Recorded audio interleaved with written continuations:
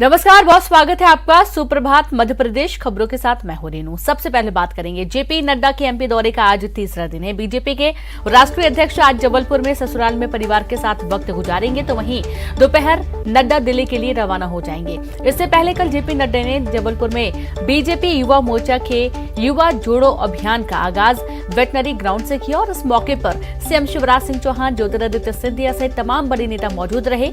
नड्डा ने संबोधित करते हुए कहा कि ये संस्कार धानी है जहां संस्कृति और इतिहास का विशेष योगदान है। किसी भी देश या समाज के लिए युवा का किरदार और योगदान समाज की रीढ़ है। देश को आगे ले जाने और समाज में बदलाव लाने में क्रांतिकारी भूमिका निभाता है। सीएम शिवराज सिंह चौहान ने संबोधित करते हुए कहा कि युवा वो है जिसकी आंखों में सपने होते हैं, जोश होता है। आज प्रसन्नता है कि मोदी जी के नेतृत्व में देश का मान सम्मान पूरे विश्व में है। मैं भी युवा मोर्चा से आया हूं, मैंने भी दरी बिछाई है। उन्होंने कहा कि हमने 13 लाख युवाओं को स्वरोजगार दिलाया है। युवा हितग्राहियों को भी कनेक्ट करें ताकि पार्टी की ऐतिहासिक जीत हो।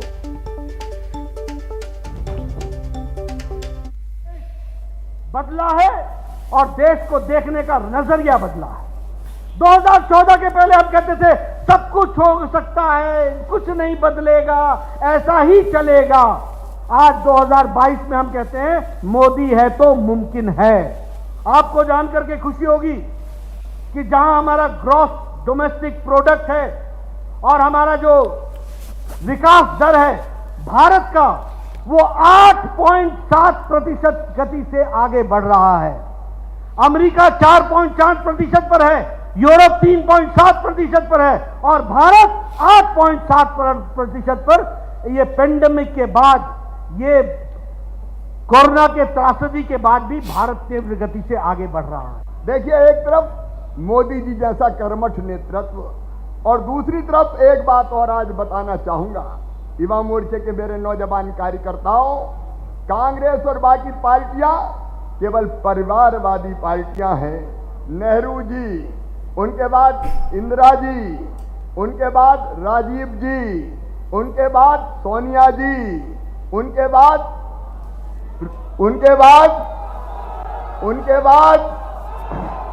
प्रियंका जी और उनके बाद जीजा जी ये नहीं, रॉबर्ट वढेरा। एक ही खानदान। यहाँ काम करने वाले को इज्जत और सम्मान मिलता है और ये सोच लेना, यहाँ काम करो, परिवारवाद नहीं चलता। तो बीजेपी अध्यक्ष जेपी नड्डा जबलपुर में केंद्रीय मंत्री प्रहलाद पटेल के घर भी पहुंचे। उनके साथ सीएम शिवराज सिंह चौहान, बीडी शर्मा, गोपाल भार्गव और नरोत्तम मिश्रा भी मौजूद रहे।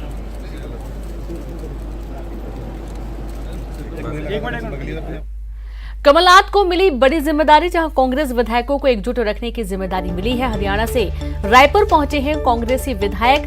रायपुर चिंतन शिविर में भी शामिल होंगे कमलनाथ।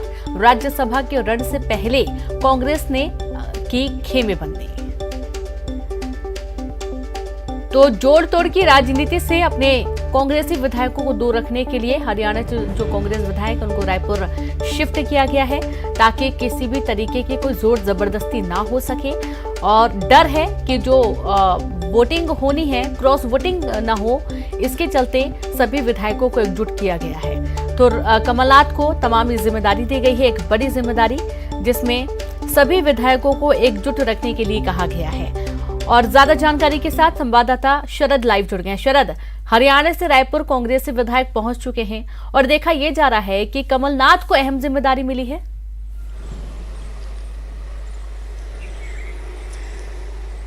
बिल्कुल ठीक कहा है आपने, कमलनाथ को ये बड़ी जिम्मेदारी मिली है, क्योंकि जैसा कि मालूम ही है कि राज्यसभा के जो चुनाव हैं वो होने हैं। तो कांग्रेस को डर है कि कहीं हरियाणा में उनके जो विधायक हैं उनमें टूट न हो जाए, क्रॉस वोटिंग ना हो जाए।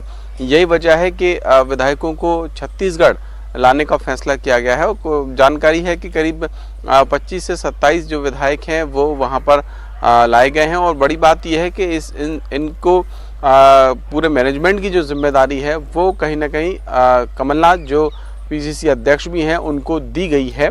रायपुर में एक चिंतन शिविर भी है कांग्रेस का, उसमें भी कमलनाथ शामिल होंगे। जी जी बिल्कुल। और साथ ही शरद, देखा ये जा रहा है कि जो चिंतन शिविर रायपुर में चल रहा है उसमें भी शामिल होंगे जो कांग्रेस विधायक पहुंचे हुए हैं, और ये एक ऐसा वक्त है जब कांग्रेस के लिए बहुत ज्यादा अलर्ट रहने की भी जरूरत पड़ रही है।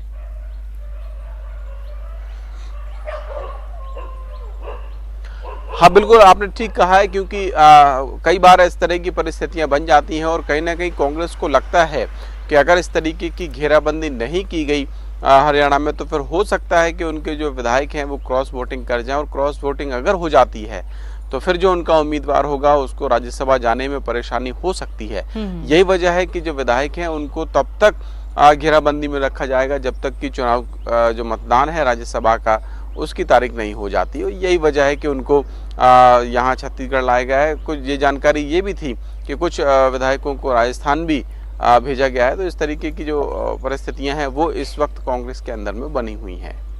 जी बिल्कुल, बहुत शुक्रिया आपका शरद तमाम जानकारी के लिए। तो इस तरीके से लगातार कमलनाथ को एक अहम जिम्मेदारी मिली है ताकि सभी कांग्रेस विधायकों को एकजुट रखा जा सके। अगली खबर, जहां पर बॉलीवुड एक्टर अक्षय कुमार और एक्ट्रेस मानुषी छिल्लर की फिल्म सम्राट पृथ्वीराज को मध्य प्रदेश में टैक्स फ्री कर दिया गया है। मुख्यमंत्री शिवराज सिंह चौहान ने ट्विटर पर इसका ऐलान किया। मुख्यमंत्री ने इसकी वजह बताते हुए लिखा, महान सम्राट के जीवन को अधिक से अधिक युवा देखें और उनमें मातृभूमि के प्रति अधिक प्रेम जागृत हो। वहीं अक्षय कुमार ने सीएम शिवराज को इसके लिए धन्यवाद दिया। आपको बता दें कि यशराज बैनर तले बनी ये फिल्म पृथ्वीराज चौहान पर लिखी किताब पृथ्वीराज रासो पर आधारित है, और ये फिल्म आज हिंदी, तमिल और तेलुगु में रिलीज होगी। फिल्म में पृथ्वीराज और सहयोगिता की जो प्रेम कहानी है उसको दिखाया जाएगा, और इसके अलावा फिल्म में 1191 और 1192 में पृथ्वीराज चौहान और मोहम्मद गौरी के बीच हुए तराइन के युद्ध को भी दिखाया जाएगा।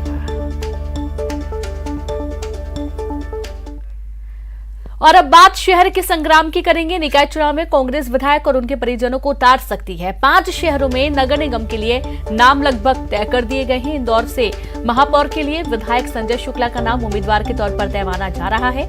उज्जैन से विधायक महेश परमार महापौर प्रत्याशी हो सकते हैं। विधायक सतीश सिकरवार की पत्नी का नाम लगभग तय है। सागर से सुनील निधि जैन को मैदान में कांग्रेस उतार सकती है। सुगबुगाहट चली थी कांग्रेस की सरकार के समय कि सही समय पे चुनाव करा लिए जाएं, नगरीय निकाय के भी और पंचायतों के भी। उस समय हमने हर जगह अपने प्रभारी नियुक्त कर दिए थे। प्रभारियों ने 2-2 बैठकें ले ली थी, उनकी रिपोर्टें आने लग गई थी। तो वो हमारी एक्सरसाइज उस समय की थी।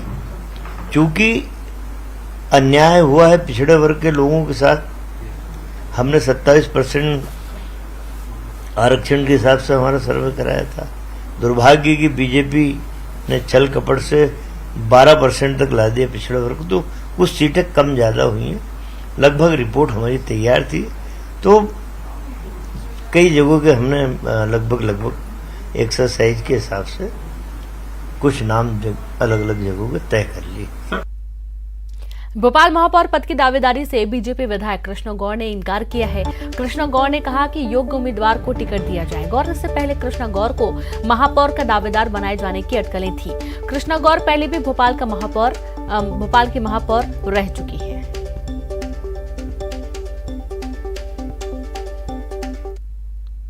चुनाव में भारतीय जनता पार्टी पूरे दम से, पूरे बल से उतरने के लिए संकल्पित है। बहुत अच्छा परिणाम भारतीय जनता पार्टी के कार्यकर्ता इस चुनाव में देंगे, और जिस प्रकार से मध्य प्रदेश में भारतीय जनता पार्टी की सरकार ने जन कल्याणकारी कार्य किए हैं, लोगों का विश्वास जीता है, और केंद्र के प्रधानमंत्री श्री नरेंद्र मोदी जी की योजनाओं का लाभ जो लोगों को मिला है, हम ये कह सकते हैं कि बड़ा समर्थन इस प्रदेश में भारतीय जनता पार्टी के साथ है। खरगोन हिंसा के बाद अब निकाय चुनाव को लेकर प्रशासन सतर्क है। निकाय चुनाव के दौरान सोशल मीडिया पर प्रशासन की विशेष निगरानी होगी। भ्रामक प्रचार और किसी धर्म को नीति दिखाने वालों पर कानूनी कार्रवाई होगी। चुनाव को लेकर मीडिया से रूबरू हुए कलेक्टर ने कहा कि निष्पक्ष चुनाव कराना प्रशासन की प्राथमिकता है। किसी भी स्थिति में चुनाव के दौरान गड़बड़ी करने वालों को बख्शा नहीं जाएगा। तो वहीं एसपी ने बताया कि अपराधियों का प्रोफाइल तैयार है। 27 लाइसेंस धारियों के हथियार जमा करा दिए गए हैं। गौरतलब है कि रामनवमी टीवी के दौरान हुई हिंसा के बाद निकाय चुनाव को लेकर प्रशासन सतर्क है और राजनीतिक दल और सोशल मीडिया पर माहौल बिगाड़ने वालों को तीखे तेवर दिखा दिए गए हैं। हमारे अभी मतदान केंद्रों की तैयारी होगी, बहुत व्यवस्थित मतदान केंद्र होंगे। वहाँ पे सुबह 7 से जो शाम 5 बजे तक चुनाव होगा। कानून व्यवस्था की स्थिति पर हम लगातार काम कर रहे हैं और हम ये सुनिश्चित करेंगे कि कोई भी व्यक्ति जो वोटर है वो निर्भीक होकर वोट डाले। और लोकतंत्र में वोट का महत्व भी यही है कि आदमी निष्पक्ष अपने मन से निर्भीक होकर आके मतदान करे और हम इसको सुनिश्चित करेंगे। देखिए, फ्री एंड फेयर इलेक्शंस के लिए लगातार हम लोग तैयारियां कर रहे हैं। जितने भी प्रकार के क्रिमिनल्स हैं उनका डेटाबेस तैयार किया गया है। लगभग 5000 लोगों को हम लोग बाउंड ओवर कराएंगे। इसके अलावा जो इलीगल आर्म्स हैं और जो अवैध शराब की शिकायतें हैं उस पर भी कार्रवाई कर रहे हैं। ओवरऑल पर्पज़ ये है कि सारे मतदान केंद्रों की प्रोफाइल तैयार करके उन मतदान केंद्रों में रहने वाले जितने भी क्रिमिनल रिकॉर्ड के लोग हैं उनको बाउंड ओवर कराया जाए, जिससे कि इलेक्शन के समय किसी प्रकार का इलेक्शन प्रोसेस में व्यवधान ना हो। और खबर इंदौर से, जहां शहर की सरकार के लिए ताल ठोकने से सिंधिया समर्थकों की वजह से बीजेपी का गणित गड़बड़ा गया है। बीजेपी का टिकट वितरण का गणित बिगड़ गया है। यहां केंद्रीय मंत्री ज्योतिरादित्य सिंधिया समर्थक मेयर और पार्षद पदों के लिए दावेदारी कर रहे हैं। नगरीय निकाय चुनाव में मेयर पद के लिए भी सिंधिया समर्थक 2 दावेदार प्रमोद टंडन और मोहन सिंह टिकट की आस लगा रहे हैं। तो वहीं पार्षद के लिए करीब 25 सिंधिया समर्थक टिकट का गणित बैठाने में लगे हुए हैं। बीजेपी की ओर से मेयर पद के लिए विधायक रमेश मिंदोला, पूर्व विधायक गोपी कृष्ण नेमा, सुदर्शन गुप्ता के अलावा तीनों जैन, पुष्यमित्र भार्गव और गौरव रणदिवे जैसे युवाओं ने नाम भी सामने आए हैं। ऐसे में पिछले 8 साल से नगरीय निकाय चुनाव की तैयारी कर रहे बीजेपी जमीनी नेताओं की बेचैनी बढ़ रही है। तो वहीं कांग्रेस को चुटकी लेने का मौका मिल गया है। 27 और 28 मई को नई दिल्ली के प्रगति मैदान में एक विशाल ड्रोन महोत्सव आयोजित किया जा रहा है। इस महोत्सव की शोभा अत्यंत रूप से बढ़ती है क्योंकि इस ड्रोन महोत्सव में स्वयं प्रधानमंत्री नरेंद्र मोदी जी शामिल होंगे। ड्रोन्स एक सूर्योदय का क्षेत्र है पूरे विश्व में और प्रधानमंत्री जी के नेतृत्व में इसे एक नई तीव्रता, एक नई गति प्रदान की गई है। इस 2 दिन के ड्रोन महोत्सव में 100 से ज्यादा प्रतिभागी उपस्थित रहेंगे और उसी के साथ साथ 2000 से ज्यादा पार्टिसिपेंट्स भी उपस्थित रहेंगे। पंचायत और नगरीय निकाय चुनाव की आचार संहिता लगते ही अब जिले की राजनीति पूरी तरह चुनावी मोड़ पर नजर आ रही है। इसी के मद्देनजर आज कांग्रेस चुनाव प्रभारी विजया लक्ष्मी साधव बड़वानी पहुंची, जहां उन्होंने विधायक, जिलाध्यक्षों और कार्यकर्ताओं के साथ आगामी चुनाव को लेकर चर्चा की और इस दौरान उन्होंने कहा कि कांग्रेस पार्टी छोड़कर जाने वालों से कोई फर्क नहीं पड़ता। उन्होंने जेपी नड्डा पर भी निशाना साधा। इंदौर संभाग त्रिस्तरीय जो पंचायत के चुनाव हो रहे हैं उसका प्रभारी मुझे आदरणीय कमलनाथ जी ने बनाया। उसके तारतम्य में एक मीटिंग मैंने इंदौर संभाग में ली थी, मतलब इंदौर हेडक्वार्टर पर, संभागीय हेडक्वार्टर पर, जहां पर हमारे सारे 8 जिलों के लोग आए थे, उनसे चर्चा हुई।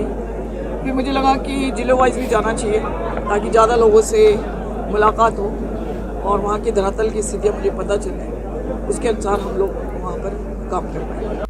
एमपी सरकार सहकारिता मंत्री अरविंद भदौरिया के विधानसभा क्षेत्र में ही सरकारी स्कूल के बच्चों को मूंग दाल नहीं दी जा रही है।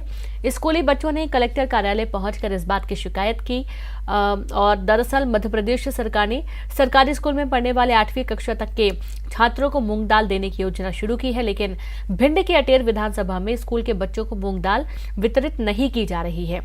मूंग दाल नहीं मिलने की शिकायत लेकर पूरे बच्चे मंगलवार को कलेक्टर कार्यालय पहुंचे और यहां पर उन्होंने वरिष्ठ अधिकारियों को पूरे मामले से अवगत कराया। बहरहाल जिला खाद्य आपूर्ति अधिकारी का कहना है कि मामले की जांच के लिए टीम को मौके पर भेजा गया है। बैतूल में एक सरकारी स्कूल के बच्चों ने परीक्षा तो दी, लेकिन परीक्षा का रिजल्ट नहीं आया, जबकि रिजल्ट आने से पहले ही स्कूल की प्रिंसिपल ने दोबारा उनकी परीक्षा ली। जब बच्चों के परिजनों ने इसका विरोध किया तब खुलासा हुआ कि प्रिंसिपल के पास से 2 क्लास के बच्चों के फाइनल एग्जाम की उत्तर पुस्तिकाएं गुम हो गई थी। मामले को रफा दफा करने के लिए बच्चों को बिना तैयारी के दोबारा परीक्षा दिलवाई जा रही है, लेकिन प्रिंसिपल अपनी गलती मानने को तैयार नहीं है।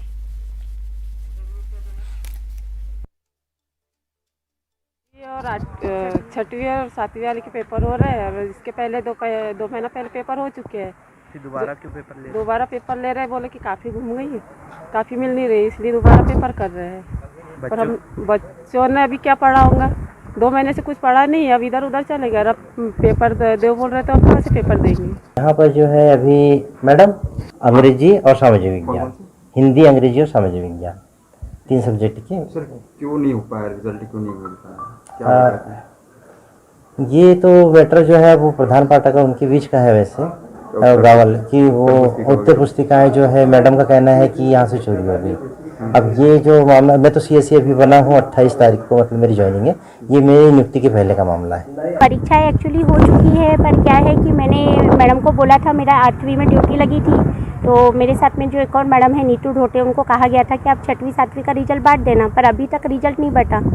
जो गांव वाले हैं वो जन सुनवाई में गए थे और हमको ऊपर से ये आदेश मिला है कि हम डबल से परीक्षा आयोजित करें, तो हम लोग कर रहे हैं और ये गाँव वालों की इच्छा थी, गाँव वालों की डिमांड थी। सतना जिले के उचेरा अतरवेदिया गांव में पिछले 13 दिन से टावर पर अपना आशियाना बनाने वाले किसान अंततः नीचे उतर गए और सभी किसान जिला प्रशासन के आश्वासन के बाद नीचे उतरने को राजी हुए। प्रशासन ने किसानों को एक बार फिर जल्द मुआवजा दिलाने का आश्वासन दिया है और आपको बता दें कि मुआवजे की मांग को लेकर किसान प्रदर्शन कर रहे थे और बिजली के टावर पर ही अपना आशियाना बना लिया था। तेज आंधी और तूफान के बावजूद किसान टावर से उतरने को राजी नहीं हुए। जिला प्रशासन के अधिकारियों ने कई बार समझाया, लेकिन नतीजा ढाक के 3 पात ही रहा। बहरहाल 13 दिन बाद जिला प्रशासन आक्रोशित किसानों को मनाने में कामयाब रहा। जब ये सूचना मिली थी कि कुछ लोग अतरवेदिया गांव में बिजली के टावर पे चढ़ गए, तो तत्काल जो हमारे लोकल SDM तहसीलदार वो लोग पहुंचे थे, हम लोग स्वयं गए थे और पहले दिन से उनको समझाना शुरू किया था, समझा भी रहे थे कि भाई ये कोई उपाय नहीं है। उनके जो भी पावर ग्रिड कॉरपोरेशन से जो भी उनके इश्यूज़ हैं वो हम लोगों के भी संज्ञान में हैं और जो चीज़ें की जा सकती हैं, अगर किसी के खेत में टावर था और वो टावर पॉलिसी के अंतर्गत जब कंपनसेशन देने का प्रावधान आया, अगर उसके बाद बना है तो निश्चित रूप से उसका पैसा उनको मिलना चाहिए। जबलपुर प्रशासन ने बड़ी कार्रवाई करते हुए हिस्ट्री शीटर अब्दुल रज्जाक के भतीजे के अवैध निर्माण को धराशायी कर दिया। करीब 4000 वर्ग फुट की सरकारी जमीन को मुक्त कराया गया। रज्जाक के शहर पर सरताज ने एक नाले पर कब्जा कर बाउंड्री वॉल बना ली थी। कलेक्टर के निर्देश पर भूमि को मुक्त कराया गया। मुक्त करवाई गई भूमि की अनुमानित कीमत करीब 4 करोड़ 80 लाख रुपए बताई जा रही है। जो शासकीय नाला है उसके किनारे जबलपुर मार्बल्स के नाम से मार्बल्स की एक केंद्र चलाया जा रहा है। मौके पे मार्बल्स भी रखा हुआ है। अब्दुल रज्जाक के द्वारा यहाँ पर जो नाला मद की ज़मीन है जिससे सामान्यतः 6 मीटर तक निर्माण निषेधित होता है, वहाँ बाउंड्री वॉल बना ली गई थी, जिसे कि नगर निगम के नोटिस के उपरांत आज यहाँ पर तोड़ा जा रहा है। और खबर विदिशा से, जहां पर PWD ऑफिस के पास दिन दहाड़े युवक की हत्या से पूरे इलाके में सनसनी फैल गई। मृतक रंजीत सोनी एक RTI कार्यकर्ता था और PWD ऑफिस में सैकड़ों आवेदन लगा रखा था। वहीं दिन दहाड़े हुई हत्या से आसपास के लोगों में डर का माहौल है। फिलहाल पुलिस ने मामला दर्ज कर लिया है, फुटेज खंगालने में जुट गई है। अभी कुछ देर पहले इंफॉर्मेशन मिली है कि यहाँ पर काम करते थे RTI के अंतर्गत जानकारी लेने का रंजीत सोनी, इनकी यहाँ पर गोली मार करके हत्या की गई है। प्राइमा फेसी पुलिस ने अभी उनकी बॉडी को यहाँ पर से हॉस्पिटल भिजवा दिया है ताकि पोस्टमार्टम कराया जा सके और इस मामले में हम अभी तत्काल इन्वेस्टिगेशन शुरू कर चुके हैं। जो भी फैक्ट्स होंगे उसके मुताबिक कार्रवाई भी करेंगे और शीघ्र ही जो आरोपी है उसको हम। और ग्वालियर से खबर है, जहां सिरोल में 2 पक्षों में विवाद के बाद फायरिंग हो गई। 2 पक्षों के बीच मारपीट और फायरिंग हो गई। लोगों ने फायरिंग करने वाले आरोपी के साथी को पकड़ा। फायरिंग के काबुलनामा का वीडियो बनाया गया और अब तक थाने में शिकायत नहीं की गई है।